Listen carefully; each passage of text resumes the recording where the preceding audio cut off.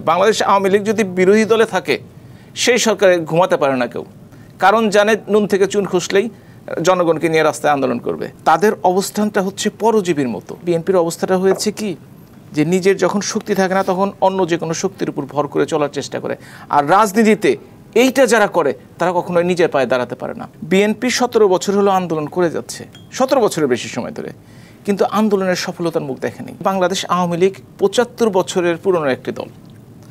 এই দলটি 75 বছরের মধ্যে 50 বছর বিরোধী দলে ছিল, 25 বছর মাত্র ক্ষমতায়। এবং বাংলাদেশ আওয়ামী লীগের অভিজ্ঞতা রয়েছে বিরোধী দলে থাকলে কীভাবে রাজনীতি করতে হয়, সরকারি দলে থাকলে কীভাবে রাজনীতি করতে হয়। যেমন এই কোটা বিরোধী আন্দোলনের কথাই বলি বা বৈষম্য বিরোধী আন্দোলনের কথাই বলি, তারা কিন্তু ওই সমর্থন দিয়ে চুপচাপ বসে থাকে। যদি দেখে যে শক্ত সামর্থ্যভাবে কেউ এগিয়ে গেছে তখন বলবে পিছন থেকে আমরা যে ধাক্কা একটা দেওয়ার চেষ্টা করি। কিন্তু তারা যদি সত্যিকারের অর্থ মনে করে তারা জয়েন করছে না কেন? তারা যদি সত্যিকারের মনে করে তারা সংহতি প্রকাশ করছে না কেন? আমি একটা কথা বলতে পারি, তারা সংহতি প্রকাশ করতে চাইলেও যে ছাত্র আন্দোলন করছে তারা তা গ্রহণ করবে না, কারণ তাহলে তখন তাদের আন্দোলন ব্যর্থ হতে বাধ্য। এখন যদিও সফল, যেমন আমাদের আজকের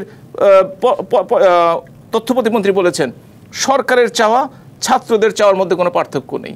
কোটা সংস্কার, কোটা বাতিলের কথা কিন্তু ছাত্ররা বলেনি, তারা কিন্তু এমন কিছু বলেনি যা নিয়ে আমরা মনে করতে পারি অবিবেচক। তারা যে কথাটি বলেছে সরকারও সেভাবেই ভাবছে। সুতরাং এখন যেহেতু ব্যাপারটি কোর্টের আওতায় আছে, কোর্টের আওতা থেকে আগামী মাসের অগাস্টের 4 না 5 তারিখের কথা শুনে 7 তারিখের কথা শুনেছি, সেটা থেকে বেরিয়ে এলে সরকার একটা সিদ্ধান্ত নিয়ে আসবে।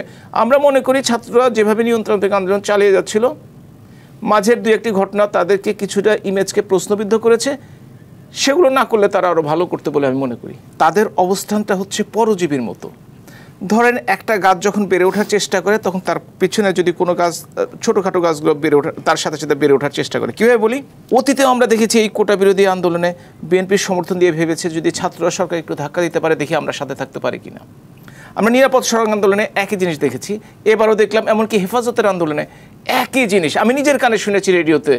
বেগম খালেদা জিয়া তখন তাদের পার্টির চেয়ারপারসন ছিলেন, তিনি নিজে তাদেরকে সহযোগিতার কথা বলেছেন। আপনারা সবাই ছোটোবেলায় নিশ্চয়ই পড়েছেন সেই রবার্ট ব্রুস, স্কটিশ সেই কিং, যিনি মাকড়সার জাল দেখে 7মবারে যুদ্ধে যে জয়ী হয়েছিলেন। তো বিএনপি কেবল তো 3টা নির্বাচন পার করেছে, আরও 4টা নির্বাচন পার করতে হয় কিনা সেটা দেখে নেই। তবে একটা কথা বলি, বিএনপির এই ঢাকা কমিটি পরিবর্তন এর আগেও হয়েছে এবং ওই নোটিশের মাধ্যমে হয়েছে, লন্ডন থেকে নির্দেশনা এসে হয়েছে। পার্টি শক্তিশালী হয়েছে কিনা, তবে কেউ কেউ লাভবান হয়েছে। আর দ্বিতীয়টি হচ্ছে এই যে আন্দোলনের কথা, নতুন করে শুরু করার কথা, সত্যিকার অর্থে এটা একটা কৌতুকে পরিণত হয়েছে। আমি আসলে কাউকে ছোটো করার জন্য বলছি না, কারণ অতীতে যখন বিএনপি সম্বন্ধে বললে বলা হয় ঈদের পরে, রোজার পর, ছুটির পর, পূজার পর, এই ধরনের কথাবার্তা কিন্তু চালু আছে। ব্যাপারটি একটি ব্যাপার খেয়াল করেন যে মহান মুক্তিযুদ্ধের সময় বাংলাদেশ আওয়ামী লীগ জনগণের ভোটে নির্বাচিত হয়ে ক্ষমতা পায়নি। আন্দোলন কিন্তু একটা যৌক্তিক পর্যায়ে পৌঁছেছে, মানুষ অস্ত্র হাতে তুলে নিয়েছে। কেন তুলে নিয়েছে? এই কারণেই যে ওই দাবিগুলোর প্রতি মানুষের সমর্থন ছিল, মানুষের সম্পৃক্ততা ছিল। আর এখন কেন কথা শুনছে না? কারণ তারা যে দাবিগুলো করতে বা করার চেষ্টা করছে গত 1.5-2 বছর হলো, সেগুলো জনগণের সাথে তেমন কোনো সম্পৃক্ততা নাই। তাদের দাবিগুলোর মধ্যে কি আছে?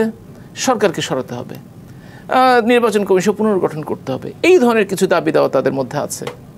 জনগণ চিন্তা করে দেখে যে যদি সরকার পরিবর্তন হয়ে যায়, এক ব্যক্তির বদলে আরেক ব্যক্তির পরিবর্তন হলো, তাহলে কি আমাদের ভাগ্যের কি পরিবর্তন হলো? কিংবা এই জাতীয় পার্টি, বিএনপি, আওয়ামী লীগ 3 সরকারই তো অতীতে ক্ষমতায় ছিল, আওয়ামী লীগ এখনও ক্ষমতায় আছে। এই 3 সরকারের সময় তারা কোন সরকারের সময় সবচেয়ে ভালো আছে বা ভালো থেকেছে?